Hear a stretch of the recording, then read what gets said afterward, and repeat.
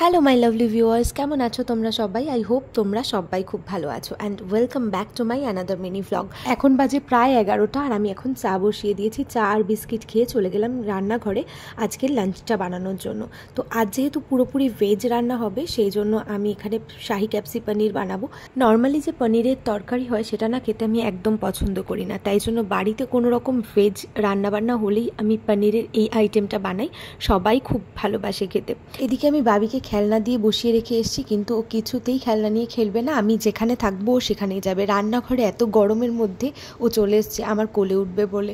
তো যাই হোক, ওকে কোলে নিয়েই মোটামুটি রান্নাবান্নাটা কমপ্লিট করলাম। এই গরমের মধ্যে জানি ওরও প্রচণ্ড কষ্ট হচ্ছিল, কিন্তু কিছুতেই ও একা থাকতে পারবে না। যেহেতু আজকে বাবিকেও ভেজ খাবারই খাওয়াবো সেই জন্য ওর জন্য বানিয়েছিলাম আলু পনির টিক্কা, যেটা আমি নেহার থেকে ফোন করে শুনে নিয়েছিলাম যে ও কীভাবে বানায়।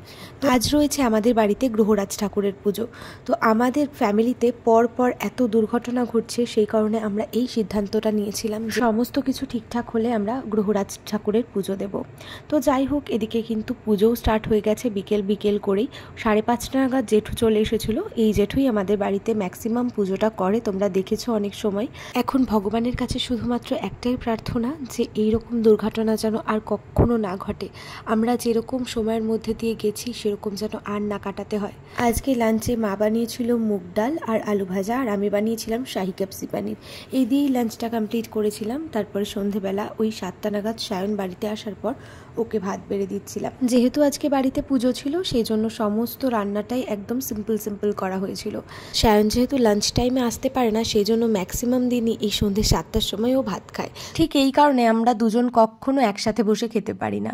তো যাই হোক, আমার খুব খিদে পেয়ে গেছিলো সন্ধেবেলা, সেই জন্য ভাই আর বুবুদা গিয়ে একটু ফুচকা নিয়ে এসেছিল, সেটাই খেলাম। তারপরে চলে গেছিলাম একটু দিদি ভাইয়ের ঘরে, মানে পাপানদের ঘরে। এখন না সময়ের অভাবে একদমই পাপানের কাছে যাওয়া হয় না, সেই জন্য আজকে গেছিলাম। তো বাপি আর মা এসেছিল পুজোতে, তো বাবিকে নিয়ে চলে গেছে, রাত্রিবেলা দিয়ে যাবে। তো এই ফাঁকে আমি একটু ঘুরে এলাম। তো দিদিভাই আমার জন্য একটু চা করেছিল, আর এইখানে দেখো চায়ের মধ্যে বিস্কিট পড়ে গেছে, আর আমার বিস্কিটটা চায়ে পড়ে গেছে দেখে পাপানো সমস্ত বিস্কিটগুলো ডুবিয়ে দিয়েছে। এই নিয়ে কিছুক্ষণ হাসাহাসি করছিলাম। তারপরে চলে এসেছিলাম বাড়িতে এসে কি খাবো ভাবতে একটু আলু চচ্চড়ি বানিয়ে নিয়েছিলাম, তার মধ্যে একটু বেগুন কুচো করেও দিয়েছিলাম, খেতে কিন্তু দারুণ হয়েছিল। তো যাই হোক, আজকের ভিডিওটা এখানে এন্ড করছি। দেখা হচ্ছে নেক্সট কোনো মিনি ব্লগের সাথে। Till then by.